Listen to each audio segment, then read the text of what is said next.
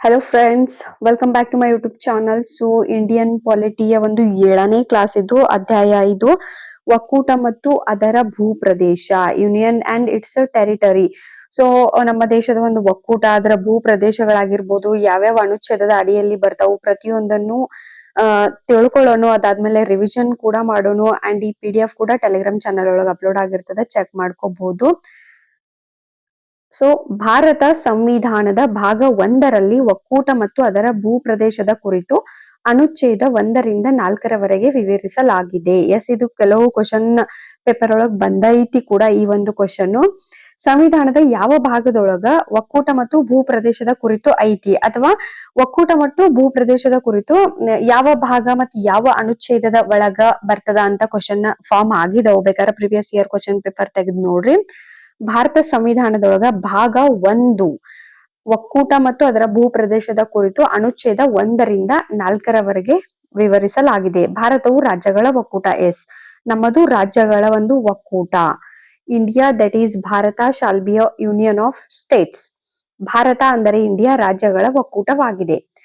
ಭಾರತದ ಭೂಪ್ರದೇಶ. ಸೊ ನಮ್ಮ ಭಾರತದ ಭೂಪ್ರದೇಶ ಏನೆಲ್ಲ ಒಳಗೊಂಡೈತಿ ಅಂತ ನೋಡೋದಾದ್ರೆ, ರಾಜ್ಯಗಳ ಭೂಪ್ರದೇಶಗಳು, ಕೇಂದ್ರಾಡಳಿತ ಪ್ರದೇಶಗಳು, ಭಾರತವು ಮುಂದೆ ಸ್ವಾಧೀನಪಡಿಸಿಕೊಳ್ಳಬಹುದಾದಂತಹ ಇತರ ಪ್ರದೇಶಗಳು.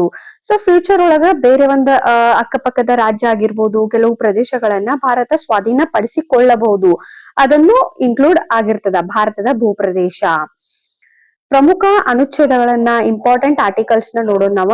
ಆರ್ಟಿಕಲ್ 1 ಒಳಗ ಏನೈತಂದ್ರ ಭಾರತ ಮತ್ತು ಅದರ ಭೂಪ್ರದೇಶದ ಬಗ್ಗೆ ಎಕ್ಸ್ಪ್ಲೇನ್ ಮಾಡ್ತದ ಆರ್ಟಿಕಲ್ 1. ಆರ್ಟಿಕಲ್ 2 ಏನ್ ಹೇಳ್ತದಂದ್ರ ಹೊಸ ರಾಜ್ಯಗಳನ್ನು ಒಕ್ಕೂಟಕ್ಕೆ ಸೇರಿಸುವುದು. ಸೊ ಇವಾಗ ಒಂದು ಭಾರತ ಐತಂದ ತಕ್ಷಣ ಬೇರೆ ಒಂದು ರಾಜ್ಯವನ್ನ ಅಥವಾ ಹೊಸ ಭೂಪ್ರದೇಶವನ್ನ ನಮ್ಮ ದೇಶಕ್ಕ ಆಡ್ ಮಾಡ್ಕೋಬಹುದು, ರಾಜ್ಯಗಳನ್ನ ಒಕ್ಕೂಟಕ್ಕೆ ಸೇರಿಸಿಕೊಳ್ಳುವ ಒಂದು ಏನು ಪ್ರೊವಿಷನ್ ಐತ್ಲ, ಅದು ಆರ್ಟಿಕಲ್ 2 ಒಳಗ್ ಬರ್ತದ. ಆರ್ಟಿಕಲ್ 3 ಏನ್ ಹೇಳ್ತದಂದ್ರ ಹೊಸ ರಾಜ್ಯಗಳ ರಚನೆ ಹಾಗೂ ರಾಜ್ಯಗಳ ಗಡಿ, ವಿಸ್ತೀರ್ಣ, ಹೆಸರು ಬದಲಾವಣೆಯ ಒಂದು ಅಧಿಕಾರ. ಅಂದ್ರ ಹೊಸದಾದಂತ ರಾಜ್ಯಗಳನ್ನ ರಚನೆ ಮಾಡಬಹುದು. ಇವಾಗ 2 ರಾಜ್ಯಗಳ ಇರ್ತಾವ, ಅದನ್ನ ಒಡೆದು ಇವಾಗ ಒಂದು ರಾಜ್ಯ ಇರ್ತದ, ಅದನ್ನ 2 ರಾಜ್ಯಗಳನ್ನಾಗಿ ಮಾಡಬಹುದು. ಈಗ ತೆಲಂಗಾಣ ಆಗಿರ್ಬೋದು, ನೋಡಿರ್ಬೋದು ನೀವು. ಹೊಸ ರಾಜ್ಯಗಳ ರಚನೆ ಮಾಡಬಹುದು. ರಾಜ್ಯಗಳ ಗಡಿಗಳನ್ನ ನಿರ್ಧಾರ ಮಾಡಬಹುದು. ಈಗ ರಾಜ್ಯಗಳ ಮಧ್ಯೆ, ಜಿಲ್ಲೆಗಳ ಮಧ್ಯೆ ಎಲ್ಲ ಗಡಿ ವಿವಾದ ನೀವು ನೋಡಿರ್ತೀರಿ. ಅದೇ ತರ ರಾಜ್ಯಗಳ ಗಡಿ ಏನಾರ ಇಶ್ಯೂ ಇದ್ರ ಅದನ್ನ ಕರೆಕ್ಟ್ ಮಾಡೋದಾಗಿರ್ಬೋದು, ವಿಸ್ತೀರ್ಣದ ಬಗ್ಗೆ ಡಿಸ್ಕಷನ್ ಆಗಿರ್ಬೋದು, ಅದನ್ನ ಕರೆಕ್ಟ್ ಮಾಡೋದಾಗಿರ್ಬೋದು, ಒಂದು ರಾಜ್ಯದ ಹೆಸರು ಬದಲಾವಣೆ ಆಗಿರ್ಬೋದು, ಅದೆಲ್ಲ ಬರೋದು ಆರ್ಟಿಕಲ್ 3. ಇದನ್ನ ನೀವು ನೆನ್ಪಿಟ್ಕೋರಿ, ಅಥವಾ ನೆನ್ಪಿಟ್ಕೊಳಕ್ ಆಗದೆ ಇರೋರು ಬಾಯ್ಟ್ ಕೂಡ ಹಾಕ್ರಿ. ಅನುಚ್ಛೇದ 2 ಮತ್ತು 3ರ ಅಡಿಯಲ್ಲಿ ಮಾಡಿದ ಕಾನೂನುಗಳಿಗೆ ಸಂಬಂಧಿಸಿದ ಪೂರಕ ಬದಲಾವಣೆಗಳು. ಹಂಗಂದ್ರ ಆರ್ಟಿಕಲ್ 4 ಏನ್ ಹೇಳ್ತದಂದ್ರ, ಈಗ ಆರ್ಟಿಕಲ್ 2 ಮತ್ತು 3 ಒಳಗೆ ಏನ್ ಕಾನೂನುಗಳನ್ನ ಮಾಡಿದಾರಲ್ಲ, ಅದಕ್ಕ ಸಂಬಂಧಿಸಿದಂತ ಪೂರಕ ಬದಲಾವಣೆಗಳ ಬಗ್ಗೆ ಆರ್ಟಿಕಲ್ 4 ಹೇಳ್ತದ. ಆರ್ಟಿಕಲ್ 1 ಭಾರತ ಒಂದು ಭೂಪ್ರದೇಶ, ಅದರ ಬಗ್ಗೆ ಹೇಳ್ತದ. ಆರ್ಟಿಕಲ್ 2 ಹೊಸ ರಾಜ್ಯಗಳ ಸೇರ್ಪಡೆ. 3rd ರಾಜ್ಯದ ಬದಲಾವಣೆ, ಹೆಸರಾಗಿರ್ಬೋದು, ಗಡಿ ಆಗಿರ್ಬೋದು, ಹೊಸ ರಾಜ್ಯವನ್ನ ರಚನೆ ಮಾಡೋದಾಗಿರ್ಬೋದು. ಸೊ ಪ್ರತಿಯೊಂದು ಟಾಪಿಕ್ ಇದ ನೆಕ್ಸ್ಟ್ ನಿಮ್ಗ ರಿವಿಷನ್ ತರ ಕೂಡ ಸಿಗ್ತೈತಿ. 4 ಪೂರಕ ಬದಲಾವಣೆ. ಇದು ಕ್ವಿಕ್ ಆಗಿ ನೆನ್ಪಿಟ್ಕೊಳ್ಳಿಕ್ಕೆ ಮಾಡಿದಂತ ಒಂದು ಪುಟ್ಟ ನೋಟ್ಸ್ ಅಂತ ಹೇಳ್ಬೋದು. ಅನುಚ್ಛೇದ 2 ಆರ್ಟಿಕಲ್ 2 ಸಂಸತ್ತು ಕಾನೂನಿನ ಮೂಲಕ. ಈಗ ಹೊಸ ರಾಜ್ಯವನ್ನ ಭಾರತಕ್ಕೆ ಸೇರಿಸಬಹುದು ಅಂದ ತಕ್ಷಣ ಅದು ಅಷ್ಟು ಈಸಿ ಇರಂಗಿಲ್ಲ. ಸೊ ಆ ಒಂದು ಪ್ರೊಸೆಸ್ ಯಾವ ತರ ಇರ್ತೈತೆ ಅಂದ್ರ, ಸಂಸತ್ತು ಮೊದ್ಲ ಕಾನೂನ್ ಮಾಡ್ಬೇಕಾಗ್ತದ. ಹೊಸ ರಾಜ್ಯವನ್ನ ಭಾರತಕ್ಕೆ ಸೇರಿಸಬೇಕಂದ್ರೆ ಸಂಸತ್ತು ಒಂದು ಕಾನೂನನ್ನ ಮಾಡಿ ಅದರ ಮೇಲೆ ಒಂದು ಹೊಸ ರಾಜ್ಯವನ್ನ ಭಾರತಕ್ಕ ಆಡ್ ಮಾಡಬಹುದು, ಸೇರಿಸ್ಕೋಬಹುದು. ಅಥವಾ ಹೊಸ ರಾಜ್ಯವನ್ನ ಸ್ಥಾಪನೆ ಕೂಡ ಮಾಡ್ಬೋದು. ಅಂದ್ರೆ ಇರುವಂತ ಒಂದು ವಿಸ್ತೀರ್ಣದೊಳಗ ಒಂದಷ್ಟು ರಾಜ್ಯಗಳು ದೊಡ್ಡ ಇರ್ತಾವೆ. ತೆಲಂಗಾಣ ನೋಡ್ಕೋಬಹುದು ನೀವು. ಸೊ ಹೊಸ ರಾಜ್ಯನ ಸ್ಥಾಪಿಸಬಹುದು. ಇವಾಗ ಜಮ್ಮು ಕಾಶ್ಮೀರ್ನ ಒಂದು ಡಿವೈಡ್ ಮಾಡಿ ಜಮ್ಮು ಕಾಶ್ಮೀರ್ ಮತ್ ಲಡಾಖ್ ಅಂತ ಹೇಳಿ ಸಪರೇಟ್ ಆಗಿ ಒಂದು ಜಮ್ಮು ಕಾಶ್ಮೀರ್ನ ಕೇಂದ್ರಾಡಳಿತ ಪ್ರದೇಶ ಮಾಡ್ತಾರೋ. ಸೊ ಈ ತರ ರಾಜ್ಯವನ್ನ, ಕೇಂದ್ರಾಡಳಿತ ಪ್ರದೇಶಗಳನ್ನ ಸ್ಥಾಪನೆ ಮಾಡಬಹುದು. ಅಗತ್ಯವಿರುವ ಷರತ್ತುಗಳನ್ನು ವಿಧಿಸಬಹುದು. ಕೆಲವೊಂದಷ್ಟು ಷರತ್ತುಗಳನ್ನು ಕೂಡ ವಿಧಿಸಬಹುದು. ಅನುಚ್ಛೇದ 2 ಹೊಸ ರಾಜ್ಯವನ್ನು ಒಕ್ಕೂಟಕ್ಕೆ ಸೇರಿಸುವುದು. ಅನುಚ್ಛೇದ 3 ಏನ್ ಹೇಳ್ತೈತಿ ಅಂದ್ರೆ, ಸಂಸತ್ತು ಕಾನೂನಿನ ಮೂಲಕ ಹೊಸ ರಾಜ್ಯವನ್ನ ರಚಿಸಬಹುದು. ಒಂದು ರಾಜ್ಯದಿಂದ ಪ್ರದೇಶವನ್ನು ಬೇರ್ಪಡಿಸಿ ಹೊಸ ರಾಜ್ಯವನ್ನ ರಚನೆ ಮಾಡಬಹುದು. 2 ಅಥವಾ ಹೆಚ್ಚು ರಾಜ್ಯಗಳನ್ನು ಅಥವಾ ರಾಜ್ಯಗಳ ಭಾಗಗಳನ್ನು ಒಟ್ಟುಗೂಡಿಸಬಹುದು. ರಾಜ್ಯದ ವಿಸ್ತೀರ್ಣವನ್ನು ಹೆಚ್ಚಿಸಬಹುದು. ಸೊ ಆರ್ಟಿಕಲ್ 2 ಪ್ರಕಾರ ಹೊಸದಾದಂತ ರಾಜ್ಯವನ್ನ ಭಾರತಕ್ಕ ಸೇರಿಸಬಹುದು. ಇವಾಗ ಗೋವಾ ಅದು ಮೊದಲು ಭಾರತದ ಭಾಗ ಆಗಿರ್ಲಿಲ್ಲ. ಸೊ ಅದನ್ನ ಹೆಂಗ್ ಭಾರತಕ್ಕೆ ಸೇರಿಸ್ಕೋತಾರಲ್ಲ ಆತರ ಹೊಸ ರಾಜ್ಯ ಸ್ಥಾಪನೆ ಮಾಡಬಹುದು ಅಥವಾ ಹೊಸ ರಾಜ್ಯವನ್ನ ಭಾರತಕ್ಕ ಸೇರಿಸ್ಕೋಬಹುದು. ಆರ್ಟಿಕಲ್ 2. ಆರ್ಟಿಕಲ್ 3 ಏನ್ ಹೇಳ್ತೈತೆ ಅಂದ್ರ ಒಂದು ರಾಜ್ಯದಿಂದ ಪ್ರದೇಶವನ್ನ ಬೇರ್ಪಡಿಸಿ, ಈ ಒಂದು ದೊಡ್ಡ ರಾಜ್ಯ ಇರ್ತದ ಅದರೊಳಗ ಕೆಲವು ಪ್ರದೇಶವನ್ನ ಡಿವೈಡ್ ಮಾಡಿ ಮತ್ತೊಂದು ರಾಜ್ಯ ರಚಿಸ್ತಾರೋ ಅಥವಾ 2 ಅಥವಾ 3 ರಾಜ್ಯಗಳನ್ನ ಒಂದುಗೂಡಿಸಿ ಆ ರಾಜ್ಯದ ವಿಸ್ತೀರ್ಣ ಕೂಡ ಹೆಚ್ಚು ಮಾಡಬಹುದು. ಆರ್ಟಿಕಲ್ 2 ಆರ್ಟಿಕಲ್ 3 ಕನ್ಫ್ಯೂಸ್ ಮಾಡ್ಕೊಳ್ಳಿಕ್ ಹೋಗ್ಬೇಡ್ರಿ. ಇನ್ನ ರಾಜ್ಯದ ವಿಸ್ತೀರ್ಣವನ್ನ ಕಡಿಮೆ ಮಾಡಬಹುದು, ರಾಜ್ಯದ ಗಡಿಯನ್ನು ಬದಲಾಯಿಸಬಹುದು, ರಾಜ್ಯದ ಹೆಸರನ್ನು ಬದಲಾಯಿಸಬಹುದು. ಇವು 4 ನಿಮ್ಗೆ ಆಪ್ಷನ್ ಒಳಗ್ ಕೊಟ್ಟ ಕಳ್ಸ ಇದ್ರೊಳಗೆ ಯಾವ್ದು ಸರಿ ಯಾವ್ದು ತಪ್ಪು ಅಂತ ಕೇಳಿದಾಗ ಈ ತರದ ಪಾಯಿಂಟ್ಸ್ ನಿಮಗ್ ಗೊತ್ತಿದ್ದು ಅಂದ್ರ ಈಸಿ ಆಗ್ತದ. ರಾಜ್ಯದ ವಿಸ್ತೀರ್ಣ ಹೆಚ್ಚಿಸಬಹುದು, ರಾಜ್ಯದ ವಿಸ್ತೀರ್ಣ ಕಡಿಮೆ ಮಾಡಬಹುದು, ಗಡಿಯನ್ನ ಬದಲಾಯಿಸಬಹುದು, ಹೆಸರನ್ನು ಬದಲಾಯಿಸಬಹುದು. ರಾಜ್ಯಗಳ ಗಡಿ ಅಥವಾ ಹೆಸರನ್ನು ಬದಲಾಯಿಸಲು ಸಂವಿಧಾನ ತಿದ್ದುಪಡಿಯ ಕಾಯ್ದೆ ಅಗತ್ಯವಿಲ್ಲ. ಸೊ ಈಗ ಹಂಗಾದ್ರೆ ರಾಜ್ಯಗಳ ಗಡಿ ಮತ್ತೆ ಹೆಸರನ್ನು ಬದಲಾಯಿಸ್ಲಿಕ್ಕೆ ಸಂವಿಧಾನದ ತಿದ್ದುಪಡಿ ಮಾಡ್ಬೇಕಾಗಿಲ್ಲ. ಓಕೆ, ಇದಕ್ಕಾಗಿ ಸಂಸತ್ತೊಂದು ಸಾಮಾನ್ಯವಾದಂತ ಒಂದು ನಾರ್ಮಲ್ ರೆಗ್ಯುಲರ್ ಕಾನೂನನ್ನ ರೆಡಿ ಮಾಡಿ ಅದರ ಅಕಾರ್ಡಿಂಗ್ ಹೋಗಿ ರಾಜ್ಯಗಳ ಗಡಿನ ಬದಲಾಯಿಸಬಹುದು. ಅನುಚ್ಛೇದ 3ರ ಪ್ರಕ್ರಿಯೆ, procedure under article 3. Article 3 under ಒಳಗೆ ಏನೆಲ್ಲ ಒಂದು ಪ್ರೊಸೀಜರ್ ಮಾಡಬಹುದು ಅಂತಂದ್ರ, ರಾಜ್ಯ ಪುನರ್ರಚನೆಗೆ ಸಂಬಂಧಿಸಿದ ಮಸೂದೆಯನ್ನು ರಾಷ್ಟ್ರಪತಿಯ ಶಿಫಾರಸಿನ ಮೇರೆಗೆ ಮಾತ್ರ ಸಂಸತ್ತಿನಲ್ಲಿ ಪರಿಚಯಿಸಬಹುದು. ರಾಜ್ಯ ಪುನರ್ರಚನೆ ನೆನ್ಪಿಟ್ಕೊಳ್ರಿ, ರಾಜ್ಯ ಪುನರ್ರಚನೆಗೆ ಸಂಬಂಧಿಸಿದ ಏನ್ ಮಸೂದೆ ಇರ್ತೈತ್ಲಾ ರಾಷ್ಟ್ರಪತಿಯವರು ಶಿಫಾರಸಿನ ಮೇರೆಗೆ ಮಾತ್ರ ಸಂಸತ್ತಿನೊಳಗ ಪರಿಚಯಿಸಬಹುದು. ಹಂಗ ಹೋಗಿ ಒಂದು ಲೋಕಸಭೆ ಒಳಗೋ ರಾಜ್ಯಸಭೆ ಒಳಗೋ ಇದನ್ನ ಮಸೂದೆಯನ್ನ ಪರಿಚಯಿಸಂಗಿಲ್ಲ. ಮೊದಲ ರಾಷ್ಟ್ರಪತಿಯ ಶಿಫಾರಸನ್ನ ತಗೊಂಡನ ಆಮೇಲೆ ಸಂಸತ್ತೊಳಗ ಪರಿಚಯಿಸಬೇಕಾಗ್ತದ ಯಾವ ಮಸೂದೆಯನ್ನ, ರಾಜ್ಯ ಪುನರ್ರಚನೆಗೆ ಸಂಬಂಧಿಸಿದ ಮಸೂದೆಯನ್ನು.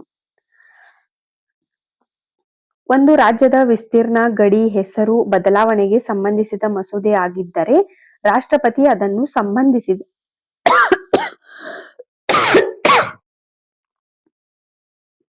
ಒಂದು ರಾಜ್ಯದ ವಿಸ್ತೀರ್ಣ, ಗಡಿ, ಹೆಸರು ಬದಲಾವಣೆಗೆ ಸಂಬಂಧಿಸಿದ ಮಸೂದೆ ಆಗಿದ್ದರೆ ರಾಷ್ಟ್ರಪತಿ ಅದನ್ನು ಸಂಬಂಧಿಸಿದ ರಾಜ್ಯ ವಿಧಾನಮಂಡಲಕ್ಕೆ ಅಭಿಪ್ರಾಯಕ್ಕಾಗಿ ಕಳುಹಿಸಬೇಕು. ರಾಜ್ಯ ವಿಧಾನಮಂಡಲದ ಅಭಿಪ್ರಾಯ ಸಂಸತ್ತಿಗೆ ಕಡ್ಡಾಯವೇ ಇಲ್ಲ. ರಾಜ್ಯ ವಿಧಾನಮಂಡಲದ ಅಭಿಪ್ರಾಯವನ್ನು ಪಡೆಯಬೇಕು, ಆದರೆ ಅದನ್ನು ಸಂಸತ್ತು ಒಪ್ಪಿಕೊಳ್ಳಲೇಬೇಕೆಂಬ ಕಡ್ಡಾಯವಿಲ್ಲ. ಸೊ ಇಲ್ಲಿ ಇನ್ನೊಂದು ಪಾಯಿಂಟ್ ಬರ್ತದೆ. ಇವಾಗ ಒಂದು ರಾಜ್ಯ, ಆ ರಾಜ್ಯದ ಗಡಿನ ಒಂದು ವಿಸ್ತೀರ್ಣವನ್ನು ಬದಲಾಯಿಸೋದಾಗಿರ್ಬೋದು, ಹೆಸರನ್ನ ಬದಲಾಯಿಸೋದಾಗಿರ್ಬೋದು, ಅಂತ ಟೈಮ್ ಒಳಗ ಆ ಒಂದು ಮಸೂದೆನ ಏನ್ ಮಾಡ್ತಾರಂದ್ರ ರಾಷ್ಟ್ರಪತಿಗಳು ಅದನ್ನ ರಾಜ್ಯ ವಿಧಾನಮಂಡಲಿಗೆ ಒಂದು ಅಭಿಪ್ರಾಯಕ್ಕಾಗಿ ಕಳಿಸ್ಬೋದು. ಬಟ್ ಅವರ ಅಭಿಪ್ರಾಯ ಕಡ್ಡಾಯವಾಗಿಲ್ಲ. ಅಂಡ್ ರಾಜ್ಯ ವಿಧಾನಮಂಡಲ ಕೆಲವು ಸಲ ಏನ್ ಮಾಡ್ತೈತೆ ಅಂದ್ರೆ ಅದನ್ನ ಒಪ್ಪಿಕೊಳ್ಳಂಗಿಲ್ಲ. ಅಂತ ಟೈಮ್ ಒಳಗ ಸಂಸತ್ತು ಅದನ್ನ ಅವರ ಏನು ವಿಧಾನಮಂಡಲದವ್ರು ಹೇಳಿದ್ದನ್ನ ಮಾಡ್ಬೇಕು ಅಂತ ಏನಿಲ್ಲ. ಸೊ ಅಂದ್ರ ಇದರ ಅರ್ಥ ಏನಂದ್ರ ಸೆಂಟ್ರಲ್ಗೆ ಸಂಪೂರ್ಣವಾದಂತ ಅಧಿಕಾರ ಐತಿ, ರಾಜ್ಯಗಳಿಗೆ ವಿಧಾನಮಂಡಲಗಳಿಗೆ ಸಂಪೂರ್ಣವಾದಂತ ಅಧಿಕಾರ ಇಲ್ಲ. ರಾಜ್ಯದ ಗಡಿ, ಹೆಸರು ಅಥವಾ ವಿಸ್ತೀರ್ಣ ಒಂದು ಬದಲಾವಣೆ ಒಂದು ಕಾನೂನು ಮಾಡುವ ಟೈಮ್ ಒಳಗ ರಾಜ್ಯದ ಒಪ್ಪಿಗೆ ಕಡ್ಡಾಯವಲ್ಲ. ಅನುಚ್ಛೇದ 4 ಆರ್ಟಿಕಲ್ 4 ಒಳಗ ಅನುಚ್ಛೇದ 2 ಮತ್ತು 3ರ ಅಡಿಯಲ್ಲಿ ಮಾಡಿದ ಕಾನೂನಿನ ಮೂಲಕ ಮೊದಲ ಅನುಸೂಚನೆ 4ನೇ ಅನುಸೂಚನೆಗಳಲ್ಲಿ ಅಗತ್ಯ ಬದಲಾವಣೆಗಳನ್ನು ಮಾಡಬಹುದು. ಅಂತಹ ಕಾನೂನುಗಳನ್ನು ಅನುಚ್ಛೇದ 368ರ ಅಡಿಯಲ್ಲಿ ಸಂವಿಧಾನ ತಿದ್ದುಪಡಿ ಎಂದು ಪರಿಗಣಿಸಲಾಗುವುದಿಲ್ಲ. ಸೊ ಕೆಲವೊಂದಷ್ಟು ಏನು ಆರ್ಟಿಕಲ್ 2 ಮತ್ತು 3ರ ಅಡಿ ಒಳಗೆ ಏನ್ ಕಾನೂನುಗಳನ್ನ ಮಾಡ್ತಾರಲ್ಲ ಅಂತಹ ಕಾನೂನುಗಳನ್ನ 368ರ ಅಡಿಯಲ್ಲಿ ಸಂವಿಧಾನ ತಿದ್ದುಪಡಿ ಅಂತ ಹೇಳಿ ಪರಿಗಣಿಸಲಾಗಂಗಿಲ್ಲ. ಈ ಪಾಯಿಂಟ್ ಕೂಡ ಇಂಪಾರ್ಟೆಂಟ್ ಅದ. ರಾಜ್ಯಗಳ ರಚನೆ, ಗಡಿ ಬದಲಾವಣೆಗೆ ಸಾಮಾನ್ಯ ಸಂಸತ್ತಿನ ಕಾನೂನು ಸಾಕು. ಇದಕ್ಕಾಗಿ ಒಂದು ತಿದ್ದುಪಡಿನ ಮಾಡೋ ಅವಶ್ಯಕತೆ ಇಲ್ಲ ಸಂವಿಧಾನಕ್ಕ. ರಾಜ್ಯ ಪುನರ್ರಚನೆಯ ಹಿನ್ನೆಲೆ, ರಿಆರ್ಗನೈಸೇಷನ್ ಆಫ್ ಸ್ಟೇಟ್ಸ್. ಸ್ವತಂತ್ರದ ನಂತರ ಭಾರತದಲ್ಲಿ ರಾಜ್ಯಗಳ ರಚನೆ ಒಂದು ದೊಡ್ಡ ಸಮಸ್ಯೆಯಾಗಿತ್ತು. ಆರಂಭದಲ್ಲಿ ರಾಜ್ಯಗಳನ್ನು ಭಾಷೆಯ, ಆಡಳಿತ, ಐತಿಹಾಸಿಕ ಹಿನ್ನೆಲೆಯ ಆಧಾರದ ಮೇಲೆ ವಿವಿಧ ರೀತಿಯಲ್ಲಿ ವಿಂಗಡಿಸಲಾಗಿತ್ತು. ಸೊ ಏನ್ ನಮಗ್ ಸ್ವತಂತ್ರ ಸಿಕ್ತತ್ಲಾ ಅವಾಗ ಭಾರತದೊಳಗ ರಾಜ್ಯಗಳ ರಚನೆ ಮಾಡೋದು ಒಂದು ದೊಡ್ಡ ಸಮಸ್ಯೆ ಅಂತೂ ಆಗಿತ್ತು. ಸೊ ಭಾಷೆ, ಆಡಳಿತ ಆಗಿರ್ಬೋದು, ಹಿಸ್ಟಾರಿಕಲ್ ಒಂದು ಬ್ಯಾಕ್ ಗ್ರೌಂಡ್ ಆಗಿರ್ಬೋದು, ಈ ಎಲ್ಲಾ ಒಂದು ವೇ ಒಳಗ ಡಿವೈಡ್ ಆಗಿತ್ತು. ಆಮೇಲೆ ಏನಾಗ್ತದಂದ್ರ ಭಾಷಾವಾರು ರಾಜ್ಯಗಳ ಒಂದು ರಚನೆಗೆ ಬೇಡಿಕೆ ಹೆಚ್ಚಾಗ್ತದ. ಸೊ ಹಿಂಗಾಗಿ ರಾಜ್ಯಗಳನ್ನ ವಿಂಗಡಣೆ ಮಾಡೋ ಸಲುವಾಗಿ ಫಸ್ಟ್ ಧಾರ್ ಕಮಿಷನ್ ಬರ್ತದ, 1948 ಬರ್ತೈತಿ. ಇದು ಭಾಷಾವಾರು ರಾಜ್ಯಗಳ ರಚನೆಯ ಪ್ರಶ್ನೆಯನ್ನು ಪರಿಶೀಲಿಸಲು ಧಾರ್ ಆಯೋಗ ರಚಿಸಲಾಯಿತು. ಬಟ್ ಈ ಒಂದು ಕಮಿಷನ್ ಏನ್ ಹೇಳ್ತೈತಂದ್ರ ರಾಜ್ಯಗಳ ರಚನೆಗೆ ಭಾಷೆಯನ್ನ ಅಷ್ಟ ಆಧಾರ ಇಟ್ಕೋಬಾರ್ದು ಅಂತ ಅಭಿಪ್ರಾಯ ಕೊಡ್ತದ. ಸೊ ಆಯೋಗ ಏನ್ ಹೇಳ್ತೈತಂದ್ರ ಆಡಳಿತಾತ್ಮಕ ಒಂದು ಅನುಕೂಲ ನೋಡ್ರಿ, ಆರ್ಥಿಕ ಸ್ಥಿರತೆ ಆಗಿರ್ಬೋದು, ರಾಷ್ಟ್ರೀಯ ಏಕತೆ ಇವುಗಳಿಗೆ ಹೆಚ್ಚಿನ ಮಹತ್ವವನ್ನ ಕೊಡ್ರಿ ಅಂತ ಧಾರ ಆಯೋಗ ಹೇಳ್ತದ 1948 ಸೊ ಆಮೇಲೆ ಏನಾಗ್ತದೆ ಅಂದ್ರೆ ನೆಕ್ಸ್ಟ್ ಮತ್ತೊಂದು ಆಯೋಗ ಬರ್ತದ JVP ಕಮಿಟಿ. ಭಾಷಾವಾರು ಬೇಡಿಕೆಗಳನ್ನ ಪರಿಶೀಲಿಸಲು JVP ಸಮಿತಿ ರಚನೆ ಮಾಡ್ತಾರ. ಇದರ ಒಂದು ಸದಸ್ಯರು ಜವಾಹರ್ಲಾಲ್ ನೆಹರು, ವಲ್ಲಭಾಯಿ ಪಟೇಲ್, ಪಟ್ಟಾಭಿ ಸೀತಾರಾಮಯ್ಯ. ಸೊ ಇವರ ಹೆಸರುಗಳಿಂದ JVP ಕಮಿಟಿ ಅಂತ ಮಾಡ್ತಾರ. ಇವರು ಕೂಡ ತಕ್ಷಣವಾಗಿ ಒಂದು ರಾಜ್ಯಗಳ ರಚನೆ ಭಾಷಾವಾರು ಒಂದು ವಿಧದ ಮೇಲೆ ಆಗ್ಬಾರ್ದು ಅಂತ ಹೇಳನ ಹೇಳ್ತಾರ. ಆಮೇಲೆ ಏನಾಗ್ಬಿಡ್ತೈತೆ ಅಂದ್ರ ಆಂಧ್ರ ರಾಜ್ಯ ರಚನೆ ಆಗ್ತದ. ಹೆಂಗಂದ್ರ ಇಲ್ಲಿ ಒಂದು ಹೋರಾಟ ನಡೀತದ, ನಿಮಗ್ ಗೊತ್ತಿರ್ಬೋದು. ಪೊಟ್ಟಿ ಶ್ರೀರಾಮುಲು ಅವ್ರ ಏನ್ ಮಾಡ್ತಾರಂದ್ರ ಪೂರ್ತಿ ಉಪವಾಸ ಉಳಿತಾರ. ಅವ್ರು ಉಪವಾಸ ಉಳಿದು ಅವ್ರು ಸತ್ತು ಹೋಗ್ತಾರ. ಅದಾದ ಮೇಲೆ ಸೆಂಟ್ರಲ್ ಗೌರ್ಮೆಂಟ್ಗೆ ಒಂದು ಕ್ರಿಯೇಟ್ ಮಾಡ್ಲೇಬೇಕಾದಂತ ಅನಿವಾರ್ಯತೆ ಬರ್ತೈತಿ ಆಂಧ್ರ ಪ್ರದೇಶವನ್ನ. ಸೊ ಹಿಂಗಾಗಿ ಆಂಧ್ರ ಪ್ರದೇಶಕ್ಕೆ ಒಂದು ಪ್ರತ್ಯೇಕ ರಾಜ್ಯದ ಬೇಡಿಕೆ ಇನ್ನೂ ತೀವ್ರ ಆಗ್ತದ, ಹೋರಾಟ ಬಾಳ ಆಗಂತ್ಲೆ. ಆಗಿನ ಟೈಮ್ ಒಳಗೆ ಏನ್ ಮಾಡ್ತಾರಂದ್ರ ಆಂಧ್ರ ರಾಜ್ಯವನ್ನ ರಚನೆ ಮಾಡ್ತಾರೋ. ತೆಲುಗು ಜಾಸ್ತಿ ಮಾತಾಡೋ ಒಂದು ಜನಗಳ ಏನು ಒಂದು ಪ್ರದೇಶಗಳನ್ನೆಲ್ಲ ಸೇರಿಸಿ ಆಂಧ್ರ ಪ್ರದೇಶ ರಚನೆ ಆಗ್ತದ 1953. ಸೊ ಸ್ವತಂತ್ರ ಭಾರತದ ಮೊದಲ ಭಾಷಾವಾರು ರಾಜ್ಯ ಆಂಧ್ರ ಪ್ರದೇಶ ಇದ್ದು ಆಂಧ್ರ ರಾಜ್ಯ ಇದು 1953. ಓಕೆ, ನೆಕ್ಸ್ಟ್ ಏನ್ ಮಾಡ್ತಾರಂದ್ರ ರಾಜ್ಯ ಪುನರ್ರಚನಾ ಆಯೋಗ ಸ್ಟಾರ್ಟ್ ಆಗ್ತೈತಿ. ಈಗ ಒಂದು ಆಂಧ್ರ ಪ್ರದೇಶಕ್ಕೇನು ಭಾಷಾವಾರು ಒಂದು ರಾಜ್ಯ ಕ್ರಿಯೇಟ್ ಮಾಡ್ತಾರಲ್ಲ, ಅವಾಗ ಬೇರೆ ಬೇರೆ ರಾಜ್ಯಗಳು ಅಷ್ಟ ಹೋರಾಟ ಸ್ಟಾರ್ಟ್ ಮಾಡ್ಬಿಡ್ತಾರ. ನಮಗೂನು ಅಂದ್ರೆ ಲೈಕ್ ಕನ್ನಡ ಮಾತಾಡೋರ್ನೆಲ್ಲ ಒಟ್ಟು ಕೂಡಿಸಿ ಒಂದ್ ರಾಜ್ಯ ಮಾಡ್ರಿ, ಮರಾಠಿ ಮಾತಾಡೋರ್ನ ಮರಾಠಿ ಒಂದು ಪ್ರದೇಶಗಳನ್ನ ಕೂಡಿಸಿ ಮಹಾರಾಷ್ಟ್ರ ಮಾಡ್ರಿ, ಈ ತರ ಆಗಿ ಎಲ್ಲಾ ರಾಜ್ಯಗಳು ಒಂದು ಹೋರಾಟವನ್ನ ನಡೆಸಿದಾಗ ಅವಾಗ ಸೆಂಟ್ರಲ್ ಗೌರ್ಮೆಂಟ್ ಗೆ ಯಾವುದೇ ಆಪ್ಷನ್ ಇಲ್ದ ರಾಜ್ಯ ಪುನರ್ರಚನಾ ಆಯೋಗವನ್ನ ರೆಡಿ ಮಾಡ್ತಾರ, ಸ್ಥಾಪನೆ ಮಾಡ್ತಾರ. ಸ್ಟೇಟ್ಸ್ ರಿಆರ್ಗನೈಸೇಷನ್ ಕಮಿಷನ್ 1953 ಈ ಆಯೋಗ ರಚಿಸ್ತಾರು. ಇದರ ಅಧ್ಯಕ್ಷರಾಗಿದ್ರು ಫಜಲ್ ಅಲಿ ಅಂಡ್ ಸದಸ್ಯರು KM Panikkar, HN Kunzru. Okay, ಇವರು ಒಂದು ವರದಿ ಸಲ್ಲಿಸ್ತಾರ 1955. ಸೊ 1953 ರಚನೆ ಆಗ್ತದ. 2 ವರ್ಷ ಸಮಯ ತಗೊಂಡು ಇವರು ಒಂದು ವರದಿನ ಸಲ್ಲಿಸ್ತಾರ. ಅದ್ರೊಳಗೆ ಏನಿತ್ತು ಅಂತಂದ್ರ ಮುಂದ್ ನೋಡ್ತಾ ಹೋಗುನು. ಅಂಡ್ ರಾಜ್ಯ ಪುನರ್ರಚನಾ ಕಾಯ್ದೆ ಸ್ಟೇಟ್ ರಿಆರ್ಗನೈಸೇಷನ್ ಆಕ್ಟ್ ಬರ್ತದ 1956. ಸೊ ಇವರ ಒಂದು ವರದಿ ಎಲ್ಲ ಸ್ಟಡಿ ಆದ್ಮೇಲೆ ಒಂದು ಆಕ್ಟ್ ಬರ್ತದ 1956. ಸ್ಟೇಟ್ ರಿಆರ್ಗನೈಸೇಷನ್ ಆಕ್ಟ್ 1956 ಆಧಾರದ ಮೇಲೆ ಭಾರತದಲ್ಲಿ ರಾಜ್ಯಗಳ ಪುನರ್ರಚನೆ ಆಯ್ತು. ಎಸ್, ಇದರೊಂದಿಗೆ ಭಾಷಾವಾರು ರಾಜ್ಯಗಳ ರಚನೆಗೆ ಪ್ರಮುಖ ಮಾನ್ಯತೆ ಸಿಗ್ತದ. ಇಲ್ಲಿಂದ ಏನಾಗ್ತದ ಅಂದ್ರೆ ಭಾಷಾವಾರು ರಾಜ್ಯಗಳ ರಚನೆಗೆ ಮಾನ್ಯತೆ ಕೂಡ ಸಿಗ್ತದ. 1956 7ನೇ ಸಂವಿಧಾನ ತಿದ್ದುಪಡಿ ಕೂಡ ರಾಜ್ಯಗಳ ಪುನರ್ರಚನೆಯೊಂದಿಗೆ ಸಂಬಂಧಿಸಿದೆ. ಈ ಆರ್ಟಿಕಲ್ ನ ನೆನ್ಪಿಟ್ಕೊಡ್ರಿ. 7ನೇ ಸಂವಿಧಾನ ತಿದ್ದುಪಡಿ ಆಗ್ತದ 1956. ಇದು ಸಂಬಂಧಿಸಿದ್ದು ರಾಜ್ಯಗಳ ಪುನರ್ರಚನೆಗೆ. ಸೊ ರಾಜ್ಯ ಪುನರ್ರಚನಾ ಕಾಯ್ದೆ ಬಂದಿದ್ದು 1956, ಸಂವಿಧಾನಕ್ಕೆ ತಿದ್ದುಪಡಿ 7ನೇದಾಗಿದ್ದು 1956. ಭಾಷಾವಾರು ರಾಜ್ಯಗಳ ರಚನೆ ಆಗಿದ್ದು ರಾಜ್ಯ ಪುನರ್ರಚನೆಯಲ್ಲಿ ಪ್ರಮುಖ ಆಧಾರ ಭಾಷೆ, ಆಡಳಿತಾತ್ಮಕ ಅನುಕೂಲ, ಆರ್ಥಿಕ ಸಾಮರ್ಥ್ಯ, ರಾಷ್ಟ್ರೀಯ ಏಕತೆ, ಭೌಗೋಳಿಕ ಅಂಶಗಳು. ಇಲ್ಲಿ ಭಾಷೆನ ಪ್ರಮುಖ ಆಗಿತ್ತು, ಬಟ್ ಭಾಷೆ ಮಾತ್ರವೇ ಏಕೈಕ ಆಧಾರವಾಗಿರ್ಲಿಲ್ಲ. ಈ ಎಲ್ಲಾ ಅಂಶಗಳನ್ನು ಕನ್ಸಿಡರ್ ಮಾಡ್ಕೊಂಡ ಒಂದು ಭೂ ಪ್ರದೇಶಗಳನ್ನ ಡಿವೈಡ್ ಮಾಡಿ ರಾಜ್ಯಗಳನ್ನ ಸ್ಥಾಪನೆ ಮಾಡ್ತಾರ. ಮಹಾರಾಷ್ಟ್ರ ಮತ್ತು ಗುಜರಾತ್. ಹಳೆಯ ಬಾಂಬೆ ರಾಜ್ಯ ಏನಿತ್ತಲ್ಲ ಅದನ್ನ ಭಾಷಾವಾರು ವಿಭಜಿಸ್ತಾರ 1960. ಅವಾಗ ಮಹಾರಾಷ್ಟ್ರ ಮತ್ತ ಗುಜರಾತ್ ಅನ್ನು 2 ರಾಜ್ಯಗಳ ಆಗ್ತಾವ್. ಮೊದಲೇನಿತ್ತು ಈ ಮಹಾರಾಷ್ಟ್ರ ಮತ್ತು ಗುಜರಾತ್ 2 ಸೇರಿ ಒಂದು ಹಳೆ ಬಾಂಬೆ, ಮುಂಬೈ ಏನಂತಾರಲ್ಲ ಇವಾಗ, ಆ ಒಂದು ರಾಜ್ಯ ಇತ್ತು. ಬಟ್ ಆಮೇಲೆ 1960 ಭಾಷೆಯ ಆಧಾರದ ಮೇಲೆ ಡಿವೈಡ್ ಮಾಡ್ತಾರಲ್ಲ, ಮರಾಠಿ ಮಾತಾಡೋರ್ನ ಸಪ್ರೇಟು, ಗುಜರಾತಿ ಮಾತಾಡೋರ್ನ ಸಪ್ರೇಟು, ಅವಾಗ 2 ರಾಜ್ಯಗಳ ಆಗ್ತಾವ. ಬಾಂಬೆ ಪುನರ್ರಚನಾ ಕಾಯ್ದೆ 1960 ಇದಕ್ಕೆ ಸಂಬಂಧಿಸಿದೆ. ನೆಕ್ಸ್ಟ್ ಬರೋದು ನಾಗಾಲ್ಯಾಂಡ್. 1963 ನಾಗಾಲ್ಯಾಂಡ್ ಪ್ರತ್ಯೇಕ ರಾಜ್ಯ ಆಗ್ತದ. ಇದು ಈಶಾನ್ಯ ಭಾರತದ ರಾಜ್ಯ ಪುನರ್ರಚನೆಯ ಪ್ರಮುಖ ಹಂತ. ಸೊ ಈಶಾನ್ಯ ಭಾಗದೊಳಗ ನಾಗಾಲ್ಯಾಂಡ್ 1963 ಪ್ರತ್ಯೇಕ ಒಂದು ರಾಜ್ಯ ಆಗ್ತದ. ನಾರ್ತ್ ಈಸ್ಟರ್ನ್ ರಿಆರ್ಗನೈಸೇಷನ್, ಈಶಾನ್ಯ ಪ್ರದೇಶಗಳ ಪುನರ್ರಚನೆ. 1971 ಈಶಾನ್ಯ ಪ್ರದೇಶಗಳ ಪುನರ್ರಚನಾ ಕಾಯ್ದೆ ಮೂಲಕ ಈಶಾನ್ಯ ಭಾರತದ ಹಲವು ಪ್ರದೇಶಗಳಿಗೆ ರಾಜ್ಯದ ಸ್ಥಾನಮಾನ ದೊರೆಯುತ್ತದ. 1971 ಸಿಕ್ಕಿರಂಗಿಲ್ಲ. ಸೊ 1971 ನಂತರ ಏನು ಈಶಾನ್ಯ ಪ್ರದೇಶಗಳ ಒಂದು ಪುನರ್ರಚನಾ ಕಾಯ್ದೆಯನ್ನ ತರ್ತಾರ, ಅದರ ಮೂಲಕ ಕೆಲವು ರಾಜ್ಯಗಳಿಗೆ ಸ್ಥಾನಮಾನ ಸಿಗ್ತದ. ಅವ್ ಯಾವ್ಯಾವ ಅಂದ್ರ ಮಣಿಪುರ್, ತ್ರಿಪುರಾ, ಮೇಘಾಲಯ, ಈ 3 ರಾಜ್ಯಗಳಾಗಿ ರೂಪುಗೊಳ್ತಾವ. ಅದೇ ಸಂದರ್ಭದೊಳಗ ಮಿಜೋರಾಂ, ಅರುಣಾಚಲ್ ಪ್ರದೇಶಗಳು ಕೇಂದ್ರಾಡಳಿತ ಪ್ರದೇಶಗಳಾಗಿ ರೂಪುಗೊಂಡಿರ್ತಾವ.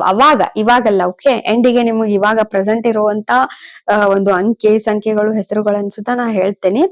ನೆಕ್ಸ್ಟ್ ಸಿಕ್ಕಿಂ ಭಾರತದೊಂದಿಗೆ ವಿಲೀನಗೊಂಡ ಪ್ರಕ್ರಿಯೆಯಲ್ಲಿ 1974 35ನೇ ಸಂವಿಧಾನ ತಿದ್ದುಪಡಿ. ಸೊ ಸಿಕ್ಕಿಂ ಅಷ್ಟು ಈಸಿಯಾಗಿ ಭಾರತಕ್ಕೆ ವಿಲೀನಗೊಂಡಿಲ್ಲ. ಈ ಟೈಮ್ ಒಳಗ 35ನೇ ಒಂದು ಸಂವಿಧಾನ ತಿದ್ದುಪಡಿ ಆಗ್ತದ 1974ಕ್ಕ. ಅವಾಗ ಸಿಕ್ಕಿಂಗೆ ಒಂದು ಸ್ಥಾನಮಾನ ಸಿಗ್ತದ. ನೆಕ್ಸ್ಟ್ ಬರೋದು 1975 36ನೇ ಸಂವಿಧಾನ ತಿದ್ದುಪಡಿ ಮೂಲಕ ಸಿಕ್ಕಿಂ ಭಾರತದ ರಾಜ್ಯ ಆಗ್ತದ. ಸಿಕ್ಕಿಂ ಭಾರತದ 22ನೇ ರಾಜ್ಯ. ಗೋವಾ ಮೊದಲ ಕೇಂದ್ರಾಡಳಿತ ಪ್ರದೇಶ ಆಗ್ತದ. ನೆಕ್ಸ್ಟ್ ಅದಕ್ಕ 1987 ಏನ್ ಮಾಡ್ತಾರ ಅಂದ್ರ 56ನೇ ಸಂವಿಧಾನ ತಿದ್ದುಪಡಿ ಕಾಯ್ದೆ ಮಾಡ್ತಾರೋ. ಆಮೇಲಿಂದ ಗೋವಾಕ ಒಂದು ರಾಜ್ಯದ ಸ್ಥಾನಮಾನ ಸಿಗ್ತದ. ಮಿಜೋರಾಂ, ಅರುಣಾಚಲ್ ಪ್ರದೇಶ್ ಮತ್ತೆ ಇತರ ರಾಜ್ಯಗಳು ಈಶಾನ್ಯ ಭಾರತದಲ್ಲಿ ಕೆಲವು ಕೇಂದ್ರಾಡಳಿತ ಪ್ರದೇಶಗಳಿಗೆ ರಾಜ್ಯದ ಸ್ಥಾನಮಾನ ದೊರೆಯುತ್ತದ. ಮುಖ್ಯವಾಗಿ ಮಿಜೋರಾಂ, ಅರುಣಾಚಲ್ ಪ್ರದೇಶ್. ನೆಕ್ಸ್ಟ್ ಹೊಸ ರಾಜ್ಯಗಳ ರಚನೆ, ಫಾರ್ಮೇಶನ್ ಆಫ್ ನ್ಯೂ ಸ್ಟೇಟ್ಸ್. ಭಾರತದಲ್ಲಿ ನಂತರವೂ ರಾಜ್ಯಗಳ ಒಂದು ಪುನರ್ರಚನೆ ಮುಂದುವರಿತದೆ. ಎಸ್, ಮೊದಲೇನಾಗ್ತದ, ಭಾಷಾವಾರು ರಾಜ್ಯಗಳನ್ನೆಲ್ಲ ಸ್ಥಾಪನೆ ಮಾಡ್ತಾರ. ಬಟ್ ಅದಾದ ಮೇಲೂ ಕೂಡ ಹೊಸ ರಾಜ್ಯಗಳ ಒಂದು ರಚನೆ ಕಂಟಿನ್ಯೂ ಆಗ್ತಾನ ಬರ್ತದ. 2003 ಛತ್ತೀಸ್ಗಢ ಮಧ್ಯಪ್ರದೇಶದಿಂದ ಡಿವೈಡ್ ಆಗಿ ಛತ್ತೀಸ್ಗಢ, ಉತ್ತರ ಪ್ರದೇಶದಿಂದ ಡಿವೈಡ್ ಆಗಿ ಉತ್ತರಾಖಂಡ್, ಬಿಹಾರದಿಂದ ಡಿವೈಡ್ ಆಗಿ ಜಾರ್ಖಂಡ್. ಇಷ್ಟು ರಾಜ್ಯಗಳು ಹೊಸ ರಾಜ್ಯಗಳಾಗಿ ಉದಯಿಸ್ತಾವ. ನೆಕ್ಸ್ಟ್ ಬರೋದು ತೆಲಂಗಾಣ. 2014 ಆಂಧ್ರ ಪ್ರದೇಶವನ್ನ ಡಿವೈಡ್ ಮಾಡಿ ತೆಲಂಗಾಣ ರಾಜ್ಯವನ್ನ ರಚಿಸ್ತಾರೋ. ಇದು ಭಾರತದ 29ನೇ ರಾಜ್ಯ ಆಗ್ತದ. ನಂತರ ಜಮ್ಮು ಕಾಶ್ಮೀರ್ ಪುನರ್ರಚನೆಯ ನಂತರ ರಾಜ್ಯಗಳ ಸಂಖ್ಯೆ ಬದಲಾಗಿದೆ. ಸೊ ಪ್ರಸ್ತುತ ಇವಾಗ ಪ್ರೆಸೆಂಟ್ಲಿ ಎಷ್ಟು ರಾಜ್ಯ ಅದಾವು? 28 ರಾಜ್ಯ, 8 ಕೇಂದ್ರಾಡಳಿತ ಪ್ರದೇಶ ಅದಾವ.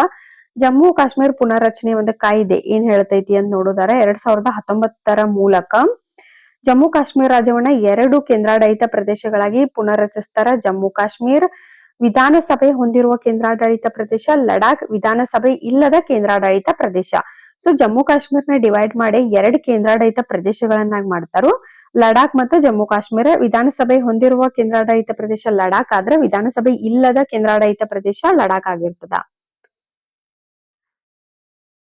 ಇದು ಯಾವಾಗ ಜಾರಿಗೆ ಬಂತಂದ್ರೆ 2019 ಅಕ್ಟೋಬರ್ 31ರಂದ. ಈ ಕಾಯ್ದೆಯಲ್ಲಿ ಲಡಾಖ್ ಅನ್ನು ವಿಧಾನಸಭೆ ಇಲ್ಲದ ಕೇಂದ್ರಾಡಳಿತ ಪ್ರದೇಶವಾಗಿ ಮತ್ತು ಜಮ್ಮು ಕಾಶ್ಮೀರನ ವಿಧಾನಸಭೆ ಹೊಂದಿರುವ ಕೇಂದ್ರಾಡಳಿತ ಪ್ರದೇಶವಾಗಿ ನಿರ್ದಿಷ್ಟಪಡಿಸಲಾಯಿತು. ಸೊ ಭಾರತದೊಳಗ ಪ್ರಸ್ತುತ 8 ಕೇಂದ್ರಾಡಳಿತ ಪ್ರದೇಶ ಅದಾವ. ಅಂಡಮಾನ್ ನಿಕೋಬಾರ್, ಚಂಡೀಗಢ, ದಾದರ್ ನಗರ್ ಹವೇಲಿ, ದಮನ್ ಅಂಡ್ ದಿಯು, ಜಮ್ಮು ಅಂಡ್ ಕಾಶ್ಮೀರ್, ಲಡಾಖ್, ಲಕ್ಷದ್ವೀಪ್, ದೆಹಲಿ ರಾಷ್ಟ್ರೀಯ ರಾಜಧಾನಿ ಪ್ರದೇಶ, ಪುದುಚೇರಿ.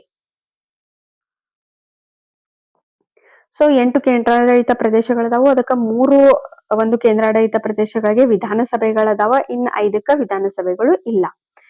ಸೊ ವಿಧಾನಸಭೆ ಹೊಂದಿರುವಂತವ ಯಾವ್ಯಾವ? ದೆಹಲಿ, ಪುದುಚೇರಿ, ಜಮ್ಮು ಕಾಶ್ಮೀರ್. ಇನ್ನು ವಿಧಾನಸಭೆ ಇಲ್ಲದ ಕೇಂದ್ರಾಡಳಿತ ಪ್ರದೇಶ ಅಂಡಮಾನ್ ನಿಕೋಬಾರ್, ಚಂಡೀಗಢ, ದಾದರ್ ನಗರ್ ಹವೇಲಿ, ದಮನ್ ಅಂಡ್ ದಿಯು, ಲಕ್ಷದ್ವೀಪ್ ಅಂಡ್ ಲಡಾಖ್. ಕೇಂದ್ರಾಡಳಿತ ಪ್ರದೇಶಗಳ ಆಡಳಿತ ಹೆಂಗಿರ್ತೈತಿ?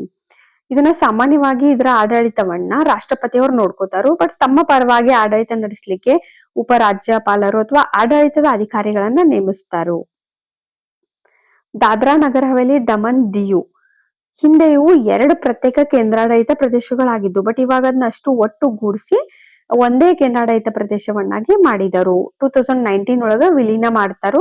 2019 ವಿಲೀನ ಕಾಯ್ದೆಯ ಮೂಲಕ 2 ವಿಲೀನಗೊಳಿಸಿದರು. ಸೊ ಜನವರಿ 26, 2020ರಿಂದ ಜಾರಿಗೆ ಬರ್ತದ. ಈ ಪಾಯಿಂಟ್ ಕೂಡ ನಿಮ್ಗ ಇಂಪಾರ್ಟೆಂಟ್ ಐತಿ. ಸೊ ಭಾರತದೊಳಗ ಸದ್ಯಕ್ಕ 28 ರಾಜ್ಯ, 8 ಕೇಂದ್ರಾಡಳಿತ ಪ್ರದೇಶ, 36 ಆಡಳಿತಾತ್ಮಕ ಘಟಕ, ವಿಧಾನಸಭೆ ಹೊಂದಿರುವ ಕೇಂದ್ರಾಡಳಿತ ಪ್ರದೇಶಗಳು 3 ರಾಜ್ಯಗಳು, ಇನ್ನ ವಿಧಾನಸಭೆ ಇಲ್ಲದ ಕೇಂದ್ರಾಡಳಿತ ಪ್ರದೇಶಗಳು 5. ವಲಯ ಮಂಡಳಿಗಳ ಬಗ್ಗೆ ನೋಡೋದಾತಂದ್ರ ಝೋನಲ್ ಕೌನ್ಸಿಲ್ 1956 ರಾಜ್ಯ ಪುನರ್ರಚನಾ ಕಾಯ್ದೆಯ ಮೂಲಕ 5 ವಲಯ ಮಂಡಳಿಗಳನ್ನ ರಚನೆ ಮಾಡ್ತಾರ. ಉತ್ತರ ವಲಯ, ಮಧ್ಯ ವಲಯ, ಪೂರ್ವ ವಲಯ, ಪಶ್ಚಿಮ ವಲಯ, ದಕ್ಷಿಣ ವಲಯ. ಈ ಒಂದು ಮಂಡಳಿಗಳ ಉದ್ದೇಶ ಏನಂದ್ರ ಸಹಕಾರ, ಸಮನ್ವಯ, ಪ್ರಾದೇಶಿಕ ಸಮಸ್ಯೆಗಳ ಪರಿಹಾರ ಇವುಗಳನ್ನು ಉತ್ತೇಜಿಸುವುದು. ಇನ್ನು ಈಶಾನ್ಯ ರಾಜ್ಯಗಳಿಗೆ ಸಪರೇಟ್ ಆದಂತ ಒಂದು ಮಂಡಳಿ ಕೂಡ ಐತಿ. ರಾಜ್ಯಗಳ ಪುನರ್ರಚನೆಯ ಪ್ರಮುಖ ಕಾಲಕ್ರಮ 1948 ಧಾರ ಆಯೋಗ ಬರ್ತದ. 1948-49 JVP. 1953 ಆಂಧ್ರ ರಾಜ್ಯ ಆಗ್ತದ. 1953 ರಾಜ್ಯ ಪುನರ್ರಚನಾ ಆಯೋಗ. ಆಯೋಗದ ವರದಿ ಬರ್ತದ. 1955 ರಾಜ್ಯ ಪುನರ್ರಚನಾ ಕಾಯ್ದೆ ಬರ್ತದ. 1956 7ನೇ ಸಂವಿಧಾನ ತಿದ್ದುಪಡಿ ಮೂಲಕ ಮಹಾರಾಷ್ಟ್ರ ಮತ್ತು ಗುಜರಾತ್ ಹಳೆ ಬಾಂಬೆಯಿಂದ ಡಿವೈಡ್ ಆಗ್ತಾವು. 1960. 1963 ನಾಗಾಲ್ಯಾಂಡ್ ಈಶಾನ್ಯ ಪ್ರದೇಶಗಳ ಪುನರ್ರಚನೆ 1972 ನಡೀತದ. ಸಿಕ್ಕಿಂ ರಾಜ್ಯ 1975, ಗೋವಾ 1987, 2000 ಛತ್ತೀಸ್ಗಢ, ಉತ್ತರಾಖಂಡ್, ಜಾರ್ಖಂಡ್, 2014 ತೆಲಂಗಾಣ, 2019 ಜಮ್ಮು ಕಾಶ್ಮೀರ್, 2020 ದಾದರ್ ನಗರ ಹವೇಲಿ, ದಮನ್ ದಿಯು ವಿಲೀನ ಮಾಡ್ತಾರ. ಇನ್ನು ಒಂದಷ್ಟು ಇಂಪಾರ್ಟೆಂಟ್ ನೋಡುದಾರ ಅನುಚ್ಛೇದ 1 ಆರ್ಟಿಕಲ್ 1 ಭಾರತ ಮತ್ತು ರಾಜ್ಯಗಳ ಒಕ್ಕೂಟ. ಆರ್ಟಿಕಲ್ 2 ಹೊಸ ರಾಜ್ಯವನ್ನ ಒಕ್ಕೂಟಕ್ಕೆ ಸೇರಿಸಬಹುದು. ಅನುಚ್ಛೇದ 3 ರಚನೆ, ವಿಸ್ತೀರ್ಣ, ಗಡಿಯ ಹೆಸರು. ಅನುಚ್ಛೇದ 4 2 ಮತ್ತು 3 ಕಾನೂನುಗಳಿಗೆ ಪೂರಕ ಬದಲಾವಣೆ. ಧಾರ ಆಯೋಗ 1948, JVP ನೆಹರು, ಪಟೇಲ್, ಪಟಾಬಿ, ಸೀತಾರಾಮಯ್ಯ. ರಾಜ್ಯ ಪುನರ್ರಚನಾ ಆಯೋಗದ ಅಧ್ಯಕ್ಷರು ಫಜಲ್ ಅಲಿ. ಕಾಯ್ದೆ ಬರ್ತದ 1956. ಮೊದಲ ರಾಜ್ಯ ಆಂಧ್ರ ಆಗಿರ್ತದ.